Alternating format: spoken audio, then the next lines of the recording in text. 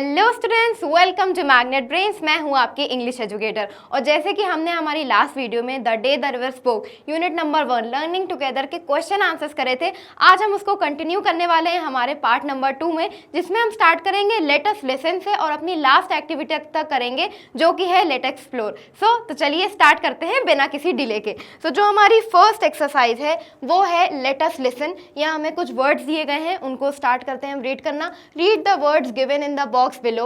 You will listen to 5 people speak about school life. As you listen, circle the words that are used by the speakers. There are 2 words you do not need.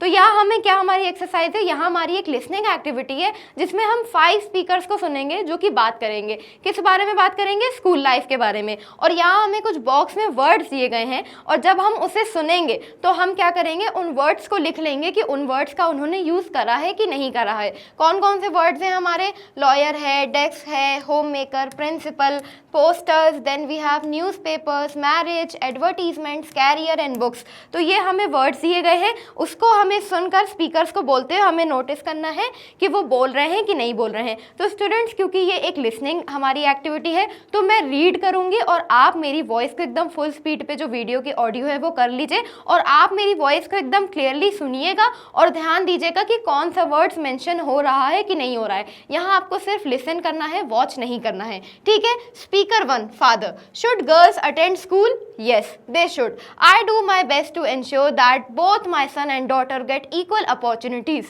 I look forward to their successful careers and rewarding lives. I feel education freedoms to make choices in life. Whether my daughter wants to work in an organization or be a homemaker, it should be her choice and the same applies to my son. ये speaker 1 हो गया। अब speaker 2 की voice सुनिए जो कि है grandmother. I went to school but many girls at that time could not attend school because some elders in the village felt that girls should help in the house and take care of their little brothers and sister. I'm happy that the situation has changed today. Next, speaker number 3, teacher. The school prepares students for meaningful and useful participation in the world of work by learning hands-on abilities and skills, developing equal respect for head, hands, heart, valuing the dignity of labor and understanding vocational choices for the future. Speaker number 4, student. I like to go to school. I feel that by coming to school and reading the books, I learn about things from all over the world. I also have friends with whom I can share my feelings. Speaker 5, principal. Everyone should attend school. You must have noticed that the girls are doing very well. However, as the head of an institution, I know that all students can work hard. My message to students is that they should attend school regularly and take part in every school activity without bothering whether it is for girls or boys. The idea is to focus on learning. तो जैसे कि अभी हमने 5 speakers की voice सुनी, उन्होंने क्या बोला। अब हम देखेंगे कि कौन कौन से जो वर्ड्स हैं वो उन्होंने मेंशन करे हैं। तो जो हमारा फर्स्ट वर्ड है वो है हमारा होम मेकर, जिसको किसने मेंशन करा है? फादर ने मेंशन करा है, जो कि हमारे फर्स्ट स्पीकर थे। देन जो हमारा नेक्स्ट वर्ड है वो है बुक्स। बुक्स किसने मेंशन करा है? स्टूडेंट्स ने मेंशन करा जब वो अपनी स्कूल लाइफ के बारे में बता रहा था कि उसे अच्छा लगता है अपनी बुक से पढ़ना। तो ये है हमारा स्पीकर नंबर 4। देन हमारा थर्ड वर्ड है वो है कैरियर्स, यहाँ लिखा हुआ है। इसको किसने? ये वर्ड भी फादर ने ही मेंशन करा है, जो कि हमारे स्पीकर नंबर 1 थे। यहाँ हमारी फर्स्ट एक्सरसाइज कंप्लीट होती है। चलिए अब हम चलते हैं हमारी नेक्स्ट एक्सरसाइज पे। अगेन जो वॉइस मैंने बोली थी 5 स्पीकर्स की, जो मैंने आपको पढ़ के सुनाया था, आप उसको वापस से रिप्ले करके सुने ताकि हम अपनी आगे की एक्टिविटी करें। अब ये जो एक्टिविटी है यहाँ हमें कुछ स्टेटमेंट्स दिए गए हैं। चलिए हम क्वेश्चन पढ़ लेते हैं। You will once again listen to the 5 speakers. As you listen match each statement 1 to 7 to each speaker. There are 2 statement that you do not need. तो यहाँ हमें 1 से लेके 7 तक क्या दिए गए हैं? स्टेटमेंट्स दिए गए हैं और हमें मैच करना है कि कौन सा स्टेटमेंट किस स्पीकर ने बोला है। ये स्टेटमेंट इस स्पीकर ने बोला है, ये स्टेटमेंट इस स्पीकर ने बोला है। तो चलिए हम एक्टिविटी की स्टार्ट करते हैं। Promotes active participation for all in school activity. सबको क्या प्रमोट कर रहे हैं कि एक्टिव पार्टिसिपेशन करना चाहिए स्टूडेंट्स को स्कूल में। तो ये किसने बोला था? ये बोला था स्पीकर नंबर 5 ने। Then 2, comments on how school makes learning mathematics joyful. जो स्कूल है वो मैथमेटिक्स को जो हम पढ़ते हैं वो कैसे उसको इंटरेस्टिंग बनाता है, जॉयफुल बनाता है। तो ये किसने मेंशन करा था? ये किसी ने भी नहीं मेंशन करा था, not mentioned by any speaker. Then believes in the power of education that leads to freedom of choices. वो क्या बिलीव करते हैं कि एजुकेशन में वो पावर होती है कि वो हमें क्या दे सकती है? फ्रीडम दे सकती है, हम खुद की अपनी लाइफ की चॉइसेस ले सकते हैं, अपने डिसीजन ले सकते हैं। इसको मेंशन करा था स्पीकर नंबर 1 ने, जो कि फादर थे। Next, share that school also means companionship. ये एक पर्सन है जिसने कहा है कि स्कूल एक तरीके के कंपेनियनशिप भी है, वहाँ आपको दोस्ती मिलती है, रिलेशनशिप्स मिलते हैं, लोग मिलते हैं, आपके रिश्ते बनते हैं, आपकी बॉन्ड बनती है। तो ये किसने बोला था? स्पीकर नंबर 4 ने। देन उसके बाद 5, understand that boys and girls have different abilities, कि हमें ये बात समझनी चाहिए कि लड़के और लड़कियों की अलग अलग क्षमता होती है, अलग अलग एबिलिटीज होती है। तो क्या ये किसी ने बोला था? नहीं, ये किसी ने नहीं बोला था। नॉट मेंशन्ड और stated by any speaker any. Persuades ना हमारा 6th है, persuades the parent to grant permission to attend school. यहाँ एक स्पीकर ये बोल रहा है कि उन्होंने परसुएट करा पेरेंट्स को, क्या कर सकें, वो परमिशन दे दें अपने किड्स को कि वो स्कूल भेजें। तो ये भी किसी ने मेंशन नहीं करा था। ये point discuss, no persuasion was shown. Discuss करा गया है कि एजुकेशन कितनी ज़रूरी है, स्कूल कितना ज़रूरी है, पर कोई भी तरीके का परसुएशन नहीं शो किया गया। देन हमारा 7 है, believes that learning skill is not gender based. ये किसी ने कहा कि लर्निंग है, जो भी हमारी लर्निंग होती है वो जेंडर बेस्ड नहीं होता है कि ये चीज़ें लड़कियाँ सीखेंगी, ये चीज़ें लड़के सीखेंगे। तो ये किसने बोला था? ये बोला था स्पीकर नंबर 3 ने। चलिए अब हम चलते हैं हमारे नेक्स्ट क्वेश्चन की तरफ, जो कि है लेट अस स्पीक। यहाँ हम स्पीकिंग एक्सरसाइज करेंगे जिसमें हम बोलने की प्रैक्टिस करेंगे। Read the sentence given below. यहाँ हमें कुछ सेंटेंस दिया गया है। Dear dear what's the matter, you should not cry, you know, and you really should not be scared when you have been coming here to see me every day, well almost every day। तो यहाँ जो river है वो जानवी से क्या कह रही है? प्रिय प्रिय क्या बात है, तुम्हें डरना नहीं चाहिए और तुम्हें रोना भी नहीं चाहिए जब तुम मुझसे यहाँ रोज़ मिलने आती हो, ज़्यादातर हर रोज़। तो यहाँ जो रिवर है वो जानवी से बात कर रही है। The river spoke to Janvi in a sleepy voice. हम देखते हैं कि जो रिवर है वहाँ डिस्क्राइब करा गया स्टोरी में रिवर की वॉइस को कैसी, कि बहुत स्लीपी वॉइस, एकदम धीरे धीरे बोलती है। Work in pairs and take turns to speak the same sentence in other voices. Some hints are given below. क्या करना है? अब हमें यही सेम वॉइस, यही सेम सेंटेंस को क्या करना है? अलग अलग वॉइसेस में बोलना है। क्या क्या एग्जाम्पल दिए गए हैं? हमें हैप्पी दिया गया है, सरप्राइज दिया गया है, एंग्री दिया गया है, स्केयर्ड दिया गया है, सैड है एंड वरीड है, राइट। तो अगर जैसे हम स्टार्ट करते हैं इस एक्सरसाइज को और अगर हम इसे हैप्पी टोन में बोलें तो हमारी हैप्पी में कैसा रहेगा? टोन हमारी काफ़ी ज़्यादा चेयरफुल और फ्रेंडली हो जाएगी, हम काफ़ी फ्रेंडली वे में बोलने लगेंगे। तो चलिए हम प्रैक्टिस करते हैं इसको थोड़ा सा हैप्पी वे में बोलने की। Dear dear what's the matter, you should not cry you know, and you really should not be scared when you have been coming here to see me every day, well almost every day. आपने notice करा यहाँ जो हमारी voice modulation थी, मतलब हम voice को module कर रहे हैं, चेंज कर रहे हैं, वो कितनी ज़्यादा डिफरेंट थी, कितना चेयरफुलनेस था। सिमिलरली अगर हम इसको एकदम ऐसे सरप्राइज वे में बोलेंगे तो कैसा हो जाएगा? थोड़ा सा हम शॉक्ड हो जाएंगे कि अरे क्या हुआ, थोड़ा सा क्या करेंगे? अमेज्ड एक्ट करेंगे। तो चलिए प्रैक्टिस करते हैं। Dear dear what's the matter, you should not cry you know, and you really should not be scared when you have been coming here to see me every day, well almost every day। तो यहाँ हम क्या कर रहे हैं? थोड़ा सा surprise होने का वो करना है, सरप्राइज एक्ट करना है। अब हम आते हैं हमारी कौन सी? एंग्री वॉइस पे, राइट। एंग्री टोन में कैसा हो जाएगा? थोड़ा सा हम स्ट्रिक्ट बिहेव करेंगे, एकदम ऐसे स्ट्रिक्ट पे बोला रहे क्या है, थोड़ा सा इरिटेटेड। तो चलिए देखते हैं। Dear dear what's the matter, you should not cry you know, and you really should not be scared when you have been coming here to see me every day, well almost every day। समझ में आया कैसे हमारी voice जो है change हो गई। अब हम चलते हैं स्केयर्ड की तरफ। जब हम स्केयर्ड वॉइस में बोलने की कोशिश करेंगे तो हमारी वॉइस क्या हो जाएगी? थोड़ी सी ऐसे शेकी हो जाएगी, थोड़ी सी नर्वस हो जाएगी, राइट। जब हम नर्वस होते हैं तो हमारी वॉइस कैसे शेकी हो जाती है, जैसे dear dear what's the matter, you should not cry you know, and you really should not be scared when you have been coming here to see me every day, well almost every day। तो यहाँ हमारी voice जो है वो क्या हो गई?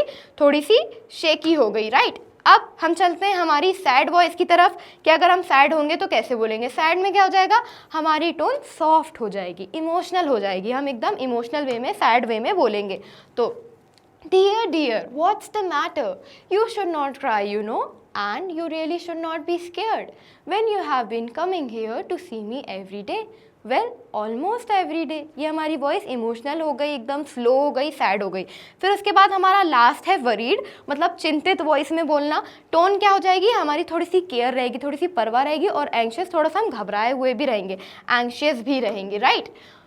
तो वरीड में कैसा होगा, dear dear what's the matter, you should not cry, you know, and you really should not be scared when you have been coming here to see me every day. Well almost every day. तो काफ़ी ज़्यादा fun exercise है, इसकी practice आप भी कर सकते हैं। सेम सेंटेंस को आप अलग अलग टोन में बोलेंगे, आपको काफ़ी ज़्यादा मज़ा आएगा। आई होप आपको इस एक्सरसाइज में मज़ा आया होगा। अब हम चलते हैं हमारे नेक्स्ट क्वेश्चन की तरफ, जो कि लेट अस स्पीक का ही पार्ट है। वो है Janvi asked the river for advice and the river gives advice. Read the given situations and work in pairs to ask for and give advice. Take turns to change your roles, use the prompts given below. तो हमने story में क्या देखा, जानवी है वो river से advice के लिए पूछती है, रिवर उसको एडवाइस देती है, राइट। सिमिलरली यहाँ हमें कुछ सिचुएशन दी गई हैं, सिचुएशन 1, सिचुएशन 2, सिचुएशन 3, सिचुएशन 4, अलग अलग सिचुएशन है। तो हमें क्या करना है, एक बार हमें एडवाइस देना है और एक बार हमें एडवाइस लेनी है। मतलब एक बार हमें गिव का काम करना है, एक बार हमें टेक का काम करना है। जैसे हमारी जो सिचुएशन नंबर 1 है, सबसे पहले हम वो देख लेते हैं। क्या है situation, you wish to play football at school but it has an all boys team only. आपका क्या है, आपका मन है कि आप फुटबॉल टीम में खेलना चाहते हैं, पार्टिसिपेट करना चाहती हैं, बट प्रॉब्लम क्या है, ऑल बॉयज़ टीम है, गर्ल के लिए कोई क्या है वही नहीं है, कोई पार्टिसिपेशन ही नहीं है, कोई चांस नहीं है। फिर हमारी सेकेंड सिचुएशन क्या है, you have been unable to score well in mathematics due to nervousness during exam. आप क्या अच्छा स्कोर नहीं कर पा रहे हैं, आपके अच्छे मार्क्स नहीं आ पा रहे हैं, क्यों? क्योंकि जब आप एग्जाम देने बैठते हैं तो आपको नर्वसनेस होने लगती है, आपको घबराहट होने लगती है। Then situation 3, you really enjoy music classes but do not get enough time to practice for it. आपको म्यूजिक क्लासेस जाना बहुत पसंद है, आप बहुत इंजॉय करते हैं, पर मेन प्रॉब्लम क्या रही है, आपके पास टाइम नहीं बच रहा है प्रैक्टिस के लिए, आप अच्छे से प्रैक्टिस नहीं कर पा रहे हैं। और हमारी जो लास्ट सिचुएशन है वो है, you can not see the black board clearly from the last bench. आप अपनी लास्ट बेंच पे बैठते हैं, जिसकी वजह से क्या हो रहा है, आपको जो ब्लैक बोर्ड है वो क्लियरली दिख नहीं पा रहा है। अब ये हमारी सारी सिचुएशन हो गई है। अब हम देखने वाले हैं कि हम इसमें एडवाइस कैसे देंगे और एडवाइस कैसे लेंगे। मेनली हमारा क्या हो जाएगा, यहाँ हमें ये चार्ट भी दिया गया है जो कि हमें हेल्प करेगा कि अगर हम किसी से एडवाइस पूछ रहे हैं तो कैसे पूछ सकते हैं, और किसी को दे रहे हैं तो कैसे दे सकते हैं। ये हमारा आस्किंग फॉर एडवाइस है और ये हमारा गिविंग एडवाइस है। इसमें फर्स्ट क्या दिया गया है, dash problem dash what do you think I should do. मतलब आप अपने से प्रॉब्लम स्टेट करें और कहें मैं इसमें क्या कर सकती हूँ। फिर उसके बाद 2 क्या है, dash problem dash do you think I should, क्या आपको लगता है मुझे ये करना चाहिए, मतलब इस तरीके से। फिर उसके बाद dash problem dash what would you do in my position, अगर आप मेरी जगह होती तो क्या करती। ऐसे आपको एडवाइस पूछनी है। फिर उसके बाद एक और एग्जाम्पल है, dash problem dash I would appreciate your advice on this issue. मैं आपकी जो एडवाइस का है वो सराहना करूंगी, अप्रिशिएट करूंगी अगर आप मुझे इस इशू पे, इस टॉपिक पे मुझे एडवाइस देंगी। अब सिमिलरली इधर भी हमें गिविंग एडवाइस दिया गया है। यहाँ तो हम पूछ रहे हैं एडवाइस के लिए, तो उसका हमें सेंटेंस दिया गया है। यहाँ जब अगर हम किसी को एडवाइस देंगे तो हम इस तरीके से अपने सेंटेंस की शुरुआत कर सकते हैं। कैसे, आई थिंक यू शुड, आपको शायद ऐसा करना चाहिए। देन उसके बाद वाई डोंट यू, आप क्यों नहीं, ऐसा होता है ना, अरे आप ऐसा क्यों नहीं कर लेती हैं, आप ऐसा करना शुरू कर दी, ऐसे अपन एडवाइस देते हैं ना। सिमिलरली ऐसे ही आपको एडवाइस दे सकते हैं। The best thing to do, सबसे अच्छा काम, सबसे अच्छा तरीका ये है कि आप ऐसे कर लें। आप किसी को एडवाइस देते हैं, कभी जो हमने देखा है मम्मी होती हैं रेसिपी बनाती हैं तो क्या कहती हैं, अरे सबसे अच्छा तुम तो ऐसा करो, डायरेक्ट खिचड़ी पका लो, ऐसे एडवाइस देती हैं, right. Similarly I would not, अगर मैं होती तो मैं ऐसा करती या मैं ऐसा नहीं करती, इस हिसाब से हम एडवाइस देंगे। तो चलिए अब हम सिचुएशन की तरफ चलते हैं और गिविंग और टेकिंग एडवाइस देते हैं। तो हमारी जो फर्स्ट सिचुएशन है, हमारी फर्स्ट सिचुएशन क्या थी, एक गर्ल है जो कि क्या करना चाहती है, फुटबॉल टीम ज्वाइन करना चाहती है बट ऑल बॉयज टीम है, राइट। तो वो एडवाइस कैसे लेगी, what do you think I should do about joining the football team, it's only for boys. इसका क्या मतलब है, आपको क्या लगता है मुझे क्या करना चाहिए फुटबॉल टीम ज्वाइन करने के लिए, क्योंकि ये तो पूरी लड़कों के लिए है। अब अगर आप एडवाइस देंगी तो आप कैसे देंगे advice, I think you should talk to the coach and ask if girls can try out, you are just as good as the boys. मुझे लगता है कि आपको कोच से बात करनी चाहिए और पूछना चाहिए कि गर्ल्स पार्टिसिपेट कर सकती हैं कि नहीं कर सकती हैं। लड़कियां फिर वो क्या कह रही है कि आप उतने ही अच्छी हैं जितने अच्छे लड़के होते हैं, जितने कैपेबल लड़के होते हैं उतने उतनी लड़कियां भी कैपेबल हैं फुटबॉल खेलने के लिए। फिर हमारी सेकंड सिचुएशन है। सेकंड सिचुएशन क्या है कि आपके मैथ्स में अच्छे मार्क्स नहीं आ पा रहे हैं आपकी नर्वसनेस की वजह से। तो आस्किंग, आप एडवाइस पूछेंगे कैसे? Do you think I should do something about my nervousness in maths exam? क्या आपको लगता है मुझे कुछ करना चाहिए जो मुझे नर्वसनेस होती है मेरे मैथ्स एग्जाम में? तो उसकी गिविंग एडवाइस कैसे हो जाएगी? Why don't you practice deep breathing before the exams to study calm? वो एडवाइस क्या दे रही है? आपको क्या नहीं करना चाहिए? मे बी आपको डीप ब्रीथिंग एक्सरसाइज करनी चाहिए। जब आप अपना एग्जाम देने जाएं तो आप क्या कर सकते हैं? डीप ब्रीदिंग कर सकते हैं, तो वो आपको हेल्प करेगा। आई होप स्टूडेंट्स आपको पैटर्न समझ में आ रहा होगा किस तरीके से जो सेंटेंस है उनकी शुरुआत हो रही है। जैसे कि what do you think I should do, similarly I think you should. इस तरीके से हमारे जो सेंटेंस है वो बन रहे हैं आस्किंग और गिविंग में। इसमें भी do you think I should do, right? तो ये एक पैटर्न है, ये एक वे है जिसमें हम जो एडवाइस है वो पूछ सकते हैं।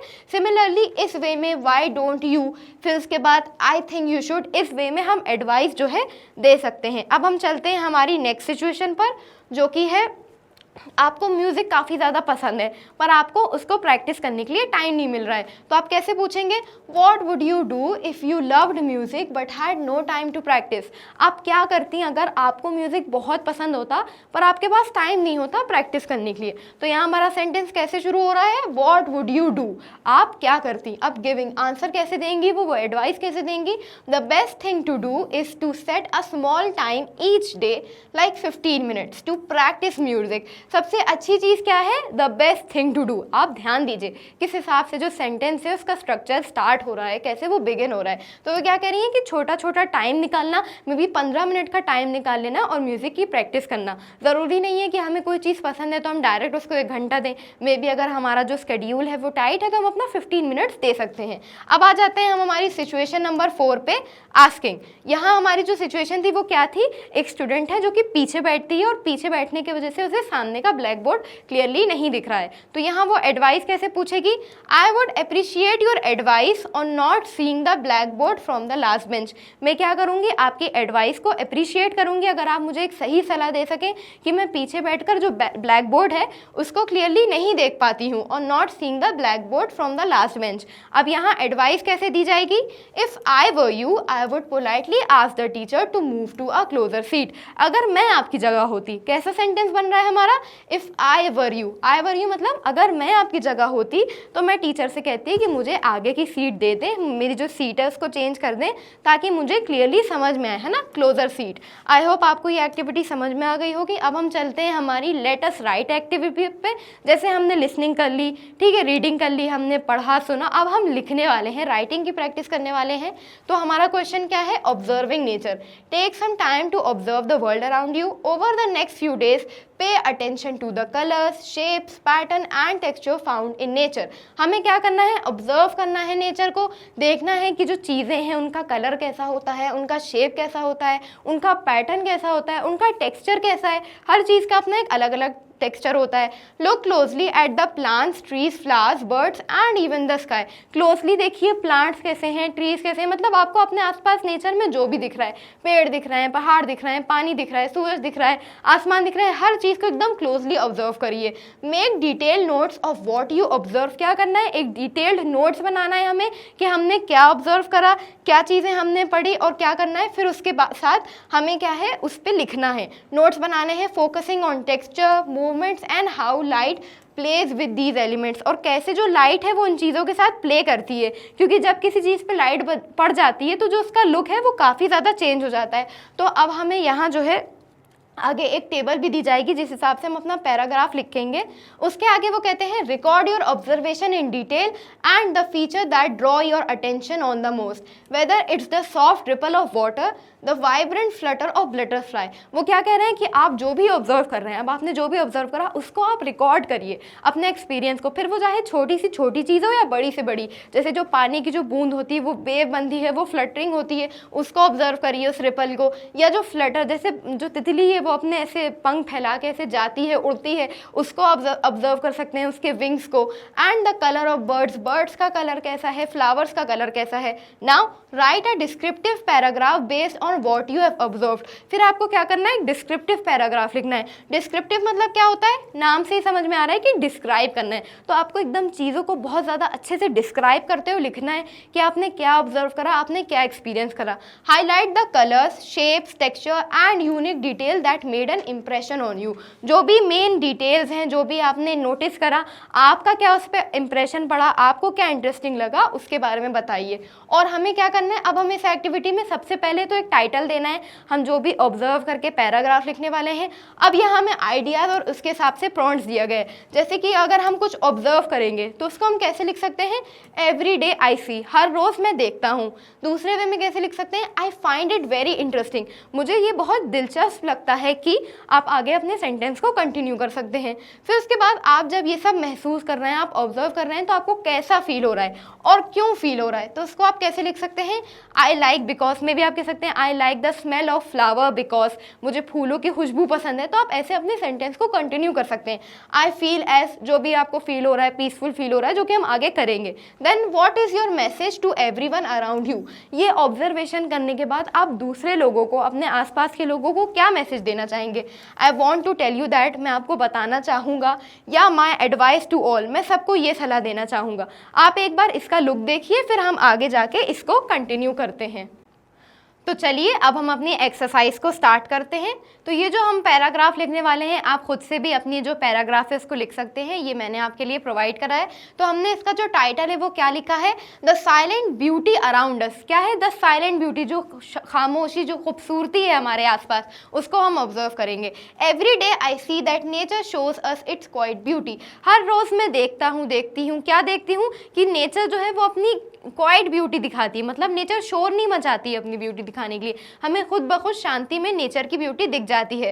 One morning while walking in the garden I heard the soft sounds of leaves moving in the wind. जब एक दिन मैं क्या कर रही थी, गार्डन में चल रही थी एक सुबह, तो मुझे किसकी आवाज़ आई, लीव्स की आवाज़ आई, जो कि क्या कर रही थी, विंड की वजह से मूव कर रही थी। आई होप स्टूडेंट्स आपको याद होगा, मूविंग ऑफ लीव्स का हमने वर्ड क्या पढ़ा था, रसल, उसको हम कहते हैं रसलिंग। तो यहाँ क्या आ रही है, उसको हमें रसलिंग की वॉइस आ रही है। Sunlight came through the tree making golden spots on the ground. जब धूप आती है, जो सनलाइट आती है, तो वो किसी से आती है, जैसे पेड़ से आती है या खिड़की से आती है, तो स्पॉट्स बन जाते हैं। तो वो जो स्पॉट्स ग्राउंड पे पड़ रहे हैं, तो वो कैसे लग रहे हैं, बिल्कुल एक गोल्डन स्पॉट्स लग रहे हैं। I find it very interesting that every leave is different, some are smooth and shiny while some others are rough and wrinkled. मुझे ये चीज़ बहुत दिलचस्प, बहुत इंटरेस्टिंग लगती है कि जो हर लीव है वो बहुत अलग है, बहुत यूनिक है, कोई छोटी है, कोई बड़ी है। किसी का जो टेक्सचर है वो बहुत स्मूथ है, बहुत शाइनी है, किसी का जो टेक्सचर है वो बहुत डिफरेंट है, बहुत रिंकल टाइप का है, बहुत रफ टाइप का है।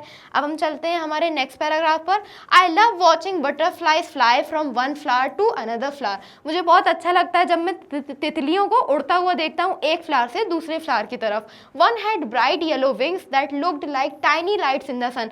एक के क्या थे, येलो कलर के विंग्स थे, जो कि जब वो ऐसे सूरज की धूप में ऐसे उड़ रही थी तो ऐसा लग रहा था कि टाइनी लाइट्स है सन की, जो कि ऐसे आसपास उड़ रही हैं। I feel calm and fresh when I am in nature, it give us a break from the busy world. जब मैं नेचर में होता हूँ तो मुझे कैसा फील होता है, बहुत काम फील होता है, बहुत फ्रेश फील होता है। नेचर क्या करता है, एक ब्रेक दे देता है हमारे बिजी वर्ल्ड से, हमारे ट्रैफिक से, हमारे पोल्यूशन से, हमारी बिजी लाइफस्टाइल से। The sky also looked beautiful with clouds moving and birds flying together like a painting that keeps changing. जो स्काई है वो भी बहुत ज़्यादा प्यारा लग रहा था, बहुत खूबसूरत लग रहा था, और उसमें बर्ड्स भी उड़ रही थी। तो कैसा लग रहा था, एक पेंटिंग जैसा लग रहा था, जो कि चेंज हो रही थी, क्योंकि क्लाउड्स भी मूव कर रहे थे और बर्ड्स भी फ्लाई कर रही थी। I want to tell you that there is magic in simple things.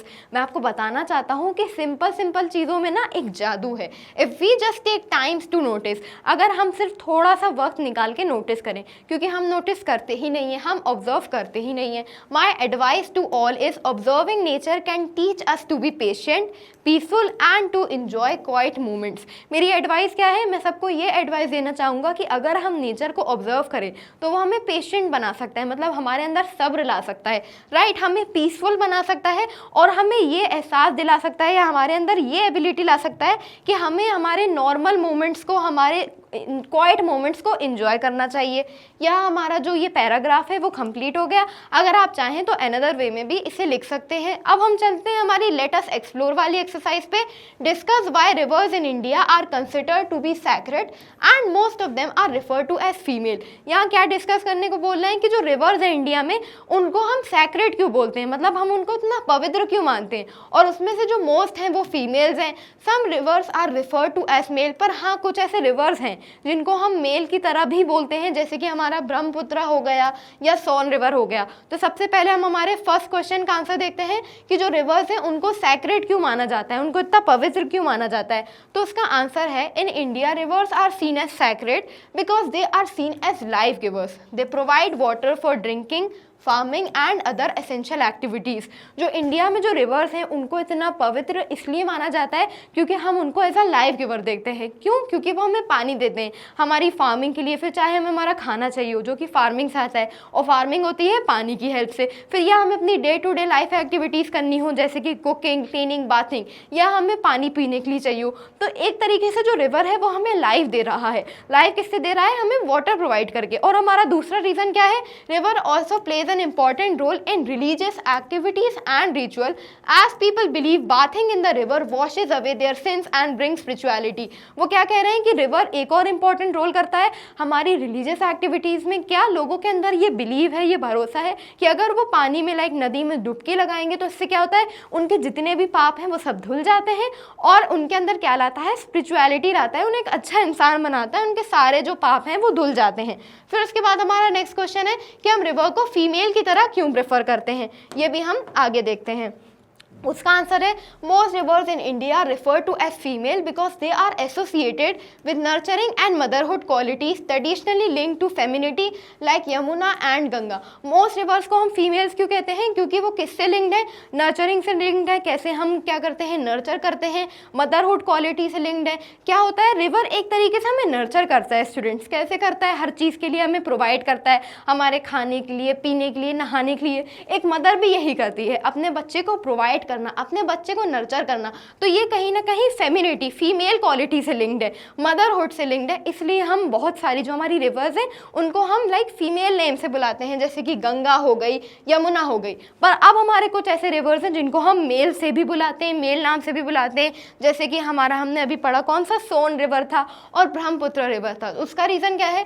How ever some rivers like Brahmaputra and the Son are refer to as male, this may be due to the meaning of their names और their powerful and forceful flow which is traditionally associated with masculine quality। तो इनको इसलिए बुलाया जाता है क्योंकि कहीं ना कहीं masculine qualities हम क्या देखते हैं? strong होना, powerful होना। तो इनका जो flow है वो काफ़ी ज़्यादा strong है, ये काफ़ी ज़्यादा forceful है, इसलिए मे बी ये रीज़न हो सकता है कि हम इनको क्या करते हैं? मेल से बुलाते हैं। तो आई होप आपको ये आंसर समझ में आया होगा। अब हम करने वाले हैं एक whole class activity. India is a multilingual country and many of us can speak 2 to 3 languages easily। India क्या है? एक मल्टीलिंगुअल कंट्री है। आप और हम सब कहीं ना कहीं एक या दो से ज़्यादा तो लैंग्वेज आराम से बोल लेते हैं। Make a list of languages that everyone in the class can speak and display it on chart paper in the classroom. तो हमें क्या करना है? लिस्ट बनाना है कि कौन कौन सी जो लैंग्वेजेस हैं सब बोल सकते हैं। तो स्टूडेंट्स, आपको कौन कौन सी लैंग्वेजेस आती हैं और आप कितनी लैंग्वेज बोल सकते हैं ये मुझे कमेंट में ज़रूर बताइएगा। तो चलिए देखते हैं कौन कौन सी लैंग्वेजेस हैं जो कि आप सब में भी बोल सकते हैं। Languages spoken by the students कौन कौन सी हैं? हिंदी हो सकती है, इंग्लिश हो सकती है, उर्दू हो सकती है, तमिल हो सकती है, अरेबिक हो सकती है, तेलुगु हो सकती है। तो जो भी लैंग्वेज है जो कि आप बोलते हैं और जितनी लैंग्वेजेस आपको आती हैं मुझे कमेंट में ज़रूर बताइएगा। I will definitely check out your answers. Right, अब हम चलते हैं हमारे नेक्स्ट क्वेश्चन पर, जो कि है in which language do you enjoy reading and learning the most. कौन सी लैंग्वेज में आप सबसे ज़्यादा इंजॉय करते हैं चीज़ों को लर्न करने में, चीज़ों को सीखने में? तो इसका हमारा आंसर क्या है? दो आंसर हो सकते हैं। आपका अपना पर्सनल भी आंसर हो सकता है, मे बी आपको हिंदी में पढ़ना अच्छा लगता हो या आपको अपनी नेटिव लैंग्वेज में, आपको इंग्लिश में, जो भी आपका आंसर हो। यहाँ बोर्ड पे आंसर क्या है? I enjoy reading and learning the most in English because the books and stories are interesting and the language helps me to connect with the world. जैसे कि हमने देखा हमारी जो पूर्वी टेक्स्ट बुक है इसमें कितनी इंटरेस्टिंग स्टोरीज है। तो यहाँ जो स्टूडेंट है वो क्या कह रहा है कि मुझे बहुत अच्छा लगता है इंग्लिश में पढ़ना क्योंकि उसमें नई नई स्टोरीज रहती हैं और इंग्लिश लैंग्वेज से मैं बाहर के लोगों के, मतलब इंडिया के बाहर के लोगों से या ज़्यादा लोगों से कनेक्ट कर पाता हूँ। English is also used in many subjects and it helps me understand science and other subject as well. जो English है वो बहुत सारे subjects में पढ़ी जाती है और ये मुझे help करती है और भी बारे subjects में, जैसे कि हमारी साइंस हो गई, मैथमेटिक्स हो गई। तो इस तरीके से स्टूडेंट्स का आंसर है। नेक्स्ट हमारा क्या है, I also enjoy learning in my mother tongue. मुझे अपनी मदर टंग में भी पढ़ना बहुत ज़्यादा अच्छा लगता है। I feel comfortable expressing my thoughts. मुझे क्या होता है, कंफर्टेबल फील होता है अपने थॉट्स को एक्सप्रेस करने में। And I understand lessons better in my mother tongue. और मैं लेसन्स को क्या अच्छे से समझता हूँ अपने मदर टंग में। अब हम चलते हैं हमारे नेक्स्ट क्वेश्चन की तरफ। तो हमारा जो थर्ड क्वेश्चन है वो भी हमारा लेट अस एक्सप्लोर से ही है, जो कि है यहाँ हमें क्या है, एक पोस्टर दिया गया है। यहाँ आपको ऐसे दिख रहा होगा, यहाँ पोस्टर क्या कह रहा है, the happiness of a nation lies in the dignity of its daughter.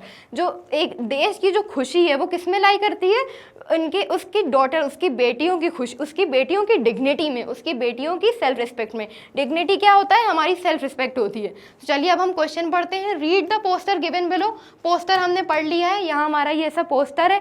फिर उसके बाद what are the things you can observe in the poster. यहाँ ये जो हमें पोस्टर दिया गया है स्टूडेंट्स, आप इस पोस्टर में क्या क्या ऑब्जर्व कर पा रहे हैं, आपकी क्या ऑब्जर्वेशन है। तो हमारी ऑब्जर्वेशन है, इन the poster I can observe 4 girl. यहाँ हमें पोस्टर में ऐसे 4 लड़कियाँ दिख रही हैं, sitting together and smiling while studying. ये सब क्या है, साथ में बैठी हुई हैं और यहाँ उनके हाथ में कॉपी पेन है, तो वो क्या कर रही हैं, पढ़ाई कर रही हैं। तो वो पढ़ रही हैं, साथ में हंस रही हैं। They are wearing comfortable home clothes and seem to be enjoy their learning. वो जो कपड़े हैं, जो क्लोथ्स हैं, वो काफ़ी ज़्यादा कंफर्टेबल होम क्लोथ्स हैं और वो जो भी पढ़ रही हैं वो काफ़ी ज़्यादा इंजॉय कर रही हैं, क्योंकि इतना ज़्यादा खुश हैं, इतना ज़्यादा हैप्पी हैं, तो ऑफकोर्स उसको इंजॉय कर ही रही हैं। The atmosphere looks cheerful and peaceful. जो एटमॉस्फेयर है वो भी काफ़ी ज़्यादा एकदम चेयरफुल, एकदम हैप्पी वाला लग रहा है, एकदम पीसफुल, शांत भी लग रहा है। Suggesting that they feel safe and supported. इस फोटो में दिख रहा है कि वो क्या कर रही हैं, सेफ फील कर रही हैं, क्योंकि आप तभी खुश हो सकते हैं जब आप सपोर्टेड फील करें, जब आप सेफ फील करें, right. So that is our answer number 1। Let's go to our question number 2। Why do you think the girls look happy. अब स्टूडेंट्स, जैसे कि हमें ये पोस्टर दिख रहा है, तो इसमें जो गर्ल्स हैं वो काफ़ी ज़्यादा हैप्पी दिख रही हैं। तो इसका रीज़न क्या हो सकता है, वो क्यों हैप्पी हैं। The girls look happy because they might be learning something new like studying or writing which makes them feel good. जो लड़कियां हैं वो इतनी ज़्यादा इसलिए खुश हैं क्योंकि मे बी वो कुछ नया सीख रही हैं, जिससे क्या हो रहा है, उनको नया सीखने को मिल रहा है। मे बी वो कुछ नया पढ़ रही हैं, नया लिख रही हैं, जिससे वो अच्छा फील कर रही हैं। क्योंकि जब भी हम कुछ नया पढ़ते हैं, नया सीखते हैं, तो हमें भी अंदर से अच्छा फील होता है। They are looking happy because they are getting the opportunity to study in a safe and encouraging environment. वो इतनी ज़्यादा हैप्पी इसलिए दिख रही हैं क्योंकि उन्हें एक अपॉर्चुनिटी मिल रही है, एक चांस मिल रहा है कि वो पढ़ सकती हैं। कहाँ, एक अच्छे एनवायरनमेंट में, एक सेफ एनवायरनमेंट में। They are likely to treated with respect and love which gives them a sense of freedom and joy. और इस फोटो में ये भी समझ में आ रहा है कि उनको लव दिया जा रहा है, उनको फ्रीडम दिया जा रहा है, जिसकी वजह से वो क्या फील कर रही हैं, एक उन्हें एक फ्रीडम, एक आज़ादी अंदर से फील हो रही है, एक सेंस ऑफ जॉय, एक खुशी उन्हें अंदर से फील हो रही है। Now let's go to our next question, जो कि है डिग्निटी के बारे में। Dignity means self respect. Dignity मतलब क्या होता है, सेल्फ रिस्पेक्ट, राइट। हमारे पोस्टर में भी आया है, what is the relation between dignity and happiness. तो ये जो हमारी सेल्फ रिस्पेक्ट है, मतलब ये जो हमारी डिग्निटी है, यहाँ पोस्टर में आया है, the happiness of a nation lies in the dignity of its daughter. तो हैप्पीनेस और डिग्निटी के बीच में रिलेशन क्या है, क्या रिलेशनशिप है। तो इसका हमारा आंसर है, dignity means feeling proud of your self and being respected by other. Dignity क्या होता है, जब आपको खुद पे गर्व हो, जब आपको खुद पे प्राउड हो और बाकी लोग आपकी रिस्पेक्ट करें। When the girls are treated nicely and given the chance to study, they feel good about themselves. This is dignity. जब ये जो लड़कियां आए हमें पोस्टर में दिख रही हैं, जब इन्हें ये चांस दिया जा रहा है कि वो पढ़ें लिखें, तो उनको अपने बारे में अच्छा महसूस हो रहा है। इसी को हम क्या बोलते हैं, डिग्निटी बोलते हैं। When they have dignity, they feel happy. और जब उनके पास डिग्निटी है तो वो हैप्पी तो फील करेंगी ही of course, because they know they are important and loved. क्यों, क्योंकि उन्हें पता है कि वो इम्पॉर्टेंट है, उनको लव, उनको प्यार दिया जा रहा है, उन्हें ये महसूस कराया जा रहा है कि वो ज़रूरी है, वो इम्पॉर्टेंट है। सो डिग्निटी मेक्स हैप्पीनेस ग्रो। तो डिग्निटी क्या करती है, हैप्पीनेस को ग्रो कर देती है, हैप्पीनेस को बढ़ा देती है। जितना एक इंसान की ज़िंदगी में उसे डिग्निटी मिलेगी, वो उतना ही ज़्यादा हैप्पी, खुश रहेगा। Just like sunlight helps a plant to grow. जैसे एक जो धूप की रोशनी होती है प्लांट को ग्रो करने में हेल्प करती है, वैसे ही ये जो डिग्निटी है वो क्या करती है, इंसान को अपनी लाइफ में आगे बढ़ने में ग्रो करती है, हेल्प करती है।